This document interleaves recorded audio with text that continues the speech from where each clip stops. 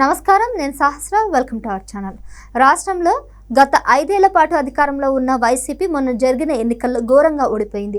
5 ఏళ్ల పాటు ముఖ్యమంత్రిగా కొనసాగిన వైఎస్ జగన్మోహన్ రెడ్డి కనీసం ప్రతిపక్ష హోదా కూడా రాకుండా కనీసం 11 స్థానాలకే పరిమితమయ్యారు. నిన్న జరిగిన ఎమ్మెల్యేల ప్రమాణ స్వీకారంలో వైసీపీకి ప్రతిపక్ష హోదా రాకపోయినప్పటికీ జగన్కి గౌరవం కల్పిస్తూ ప్రమాణ స్వీకారంలో ముఖ్యమంత్రి, ఉప ముఖ్యమంత్రి, మంత్రుల తర్వాత జగన్కి ప్రమాణం చేసే అవకాశం కల్పించారు. అయితే ఎమ్మెల్యేగా ప్రమాణ స్వీకారం చేసిన మరుసటి రోజు నుంచి అసెంబ్లీకి రాకుండా జగన్ తన నియోజకవర్గానికి పారిపోయిన భావిస్తున్నట్లు ఇక్కడ రాజకీయ విశ్లేషకులు అభిప్రాయం వ్యక్తం చేస్తున్నారు. శాసనసభలో మొదటి రోజు ఎమ్మెల్యేలుగా ప్రమాణ స్వీకారం చేసిన మరుసటి రోజు స్పీకర్, డిప్యూటీ స్పీకర్ ఎన్నికను చేపడతారు. స్పీకర్ ఎన్నికల్లో అధికార పార్టీతో పాటు ప్రతిపక్ష పార్టీల పాత్ర కీలకంగా ఉంటుంది.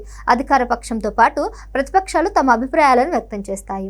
అయితే మొన్న జరిగిన ఎన్నికల్లో టీడీపీ, జనసేన, బీజేపీ కలిసి కూటమిగా పోటీ చేశాయి. వైసీపీ ఒంటరిగా పోటీ చేసింది. కూటమికి 124 సీట్లు రాగా వైసీపీకి కేవలం 11 సీట్లే వచ్చాయి. దీంతో 3 పార్టీలు కలిసి ప్రభుత్వాన్ని ఏర్పాటు చేశాయి. మిగిలిన వైసీపీ మాత్రం ప్రతిపక్ష హోదా రాకపోయినప్పటికీ ప్రతిపక్ష పార్టీగా కొనసాగుతుంది. అయితే ఈ రోజు జరిగిన స్పీకర్ ఎన్నికలు ప్రతిపక్ష పార్టీ ప్రాతినిధ్యం లేకపోవడానికి కారణం వైఎస్ జగన్మోహన్ రెడ్డి తాను అసెంబ్లీకి రాకపోగా వైసీపీ ఎమ్మెల్యేలను సైతం అసెంబ్లీకి వెళ్లొద్దని ఆదేశించారు. దీంతో మిగిలిన వైసీపీ ఎమ్మెల్యేలు సభకు హాజరు కాలేదు.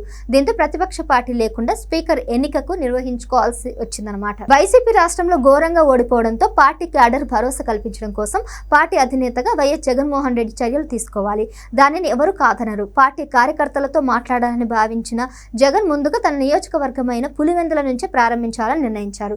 అయితే ఇది అసెంబ్లీ సమావేశాల కంటే ముందే చేయాలని మొదట భావించి పులివెందుల పర్యటన ఖరారు చేశారు. తర్వాత దాన్ని రద్దు చేసుకున్నారు. గత అసెంబ్లీలో తాము టీడీపీ ఎమ్మెల్యేల పట్ల వ్యవహరించిన తీరును గుర్తు చేసుకున్న జగన్ తమకు ఎటువంటి అవమానం జరుగుతుందనే భయంతోనే ఆయన సభకు హాజరు కాకుండా ఉన్నారనే వాదనలు వినపడుతున్నాయి.